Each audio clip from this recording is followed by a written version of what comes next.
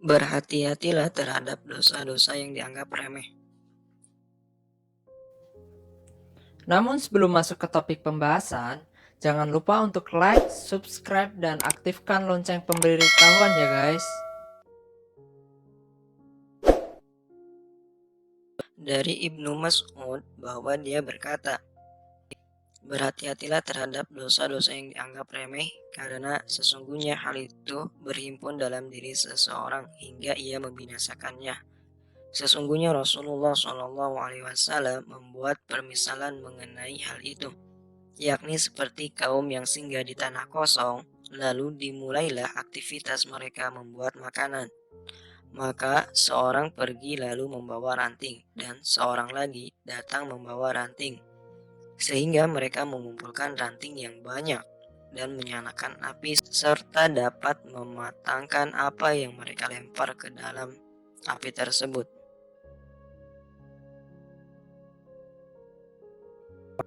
Ini adalah permisalan yang sangat mendalam dari manusia yang paling fasih, Nabi Muhammad SAW, mengenai bahaya berhimpunnya dosa-dosa pada diri seorang hamba. Sebuah ranting atau dua ranting mungkin tidak berarti apa-apa, tetapi jika ranting itu banyak, maka ia menjadi kayu bakar yang dapat menyalakan api dan mematangkan makanan.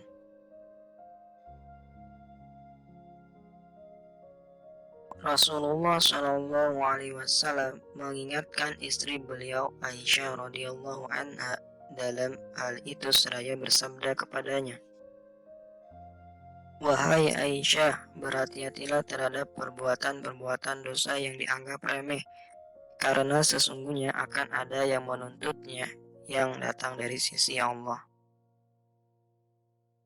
Dalam hadis Amr bin Al-Ahwas, dia berkata, "Aku mendengar Rasulullah SAW bersabda pada Haji Wada kepada segenap manusia, 'Hari apakah ini?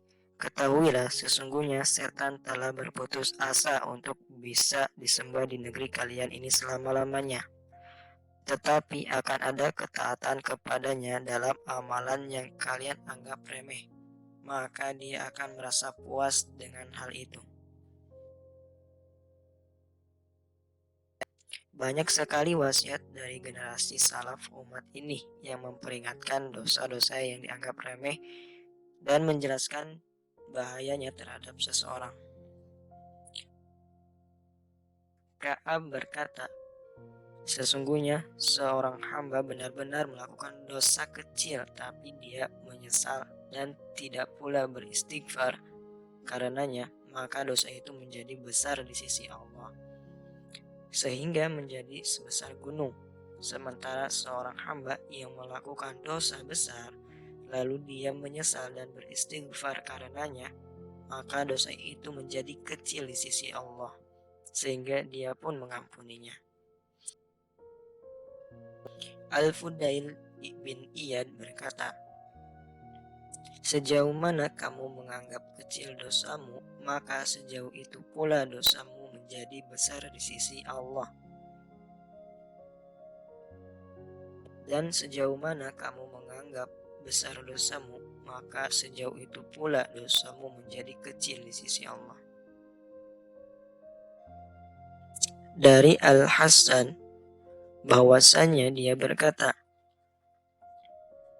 "Barang siapa yang melakukan kebajikan meskipun kecil, maka hal itu akan menimbulkan cahaya di dalam hatinya dan kekuatan dalam amalnya.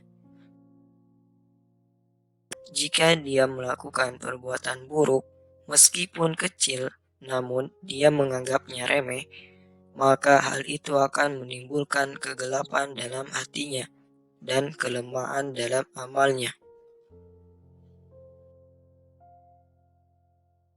Dari Abu Ayyub Al-Ansari bahwa dia berkata, "Sesungguhnya seseorang benar-benar melakukan amal kebajikan dan dia menyadarkan keselamatan padanya, dan dia melakukan perbuatan-perbuatan dosa yang dianggap remeh hingga dia datang kepada Allah dalam keadaan perbuatan-perbuatan dosa yang dianggap remeh tersebut telah membahayakannya. Dan sesungguhnya benar-benar melakukan amal keburukan tapi dia menyesalinya, sehingga dia datang kepada Allah dalam keadaan aman.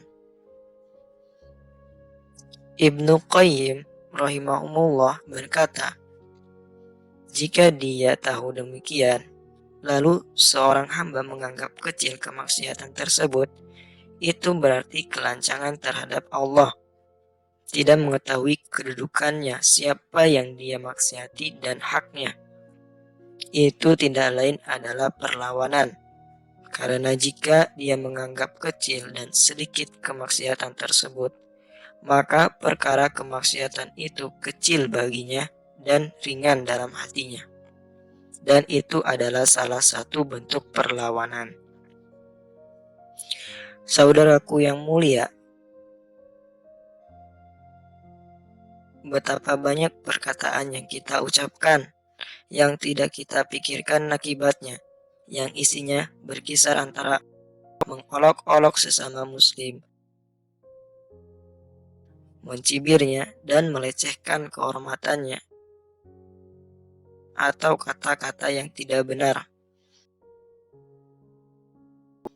Ditambah lagi pandangan yang liar, tidak sempurna dalam mengerjakan kewajiban yang kita tidak pedulikan.